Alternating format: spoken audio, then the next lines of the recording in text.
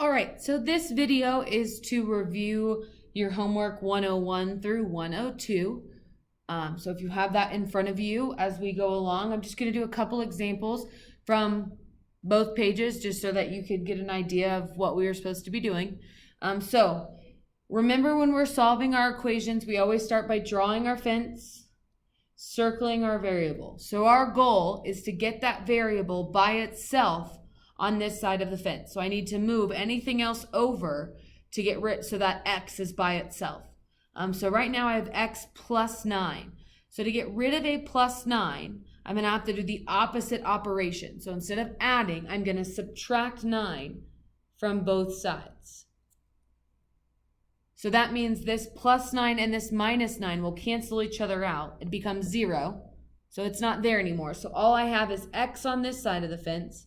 And now on the other side of the fence, when I do 10 minus 9, I would get 1. So that tells me in my equation, x equals 1.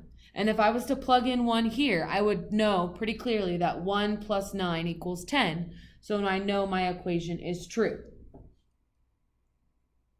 Okay, let's look at another example here. So I have 6x equals 42. So I'm going to draw my fence. I'm going to circle my x. Now remember, when a number and a letter are next to each other, that means that those two pieces are being multiplied together. So this means 6 times x. So then in order to get rid of multiplication, the opposite operation is division. So I'm going to divide this side by 6, and I'm going to divide this side by 6. So then when I do that, I have 6 divided by 6. So 6 divided by 6 cancels or gives you 1x. So I have x on this side, so now x is by itself on this side of the fence. And then I have 42 divided by 6. So 42 divided by 6 would give me 7. So that tells me that x equals 7. And that makes sense because if I plug 7 in here, 6 times 7 is 42. So that makes my equation true. All right, so let's try the next one. So I start by drawing my fence, circling my variable. So the goal is always to get x by itself. So right now I have negative 9 times x. So these are being multiplied together. So in order to get rid of multiplication, I am dividing by negative 9. All right, anytime you have a number right next to a letter, when there's nothing in between them, that means it's multiplication. So to get rid of that, I divide. So when I divide by negative 9, these two cancel each other out or become 1. So then I have 1x on this side, and then 72 divided by negative 9 gives me negative 8. So then that would give me my answer, right? A positive divided by a negative is negative, so I get negative 8. And if I plugged negative 8 in here, negative 9 times negative 8 would give me positive 72, because a negative times a negative is positive. All right, so now if we look at the next one, the one right next to it, I'm going to draw my fence, circle my variable. So now my x is on the other side of the fence, which is fine. That does not matter. It doesn't matter what side of the fence x is on. The goal is just to get it by itself. So now this one is a little tricky because this says negative 2 plus x. So this operation would make you think you want to subtract, but the case is I need to get rid of a negative 2. How did we cancel out a negative 2? Well, to do that, we would need a positive 2. So in order to get rid of a negative 2, I'm going to add 2 to both sides. Right? So now my negative 2 and my positive 2 cancel, and now all I'm left with on this side is x. And then if I plug in 8, or if I solve 8 plus 2, gives me 10. So my x equals 10, or 10 equals x. It doesn't matter which way it's written. It means the same thing. And if I plugged in 10 here, negative 2 plus 10, they're different signs, so I'd have to subtract. 10 minus 2 is 8. And then because 10 is bigger and positive, my answer is positive. So we know that we got the right answer there. So those are the first 4 examples on page 101. So hopefully you can finish up the rest of the page. If we turn to the back 102, we can go over a couple together on this page as well. One thing I want to note is if you work your way down, right, this is the top 2, this is the next 2. Right here, there's nothing here. I want you to fill in the number 32. Yeah, there was nothing there. So if you put in a 32 there, you're able to solve that problem. Yeah, so it's kind of the middle of the page. Yeah, that third section, first problem. All right, so if we go over a couple, I'll do just the top row with you here. So again, I'm on 102, the first 4 problems. I'm gonna draw my fence, circle my variable. So now I have a number and a letter right next to each other. So that means that I multiplied those together.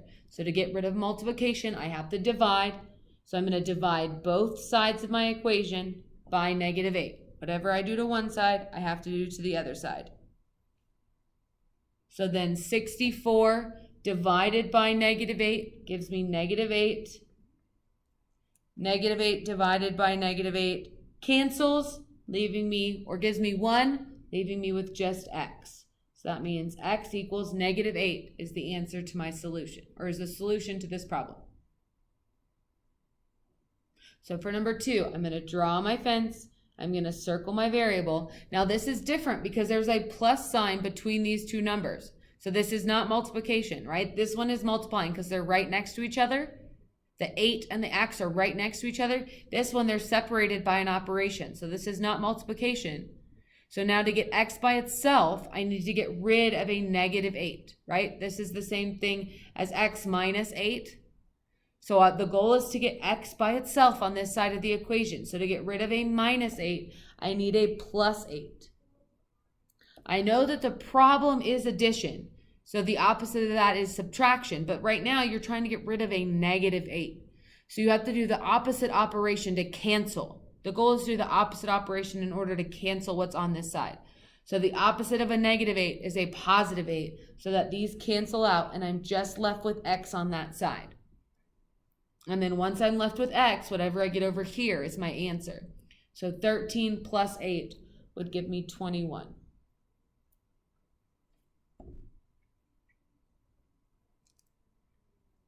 So then for my next one, I draw my fence and my equal sign. I circle my variable. So now I have a number and a letter directly next to each other, which means they're being multiplied. So 4 times x.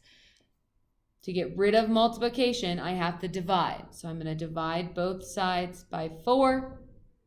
4 divided by 4 cancels this to give me 1. So all I'm left with on this side is x. And then 12 divided by 4 gives me 3. And again, you could check your answer. If you plug 3 in here, 4 times 3 is 12. So you know that you solved that problem correctly. All right, last one. I draw my fence, I circle my variable. The goal is to get the variable by itself, so I need to get rid of a +7. To get rid of a +7, I would need a -7 on both sides. Remember, whatever you do to one side of your fence, you have to do to the other side of the fence. So a positive and a -7 will cancel, leaving me with x on this side, and then 23 minus 7 would give me 16. So my answer here is x equals 16. And again, we could check if I plug in 16 for x, 16 plus 7 is 23. So I know I did the problem correctly. So hopefully with this video, you can finish pages 101 and 102 for homework.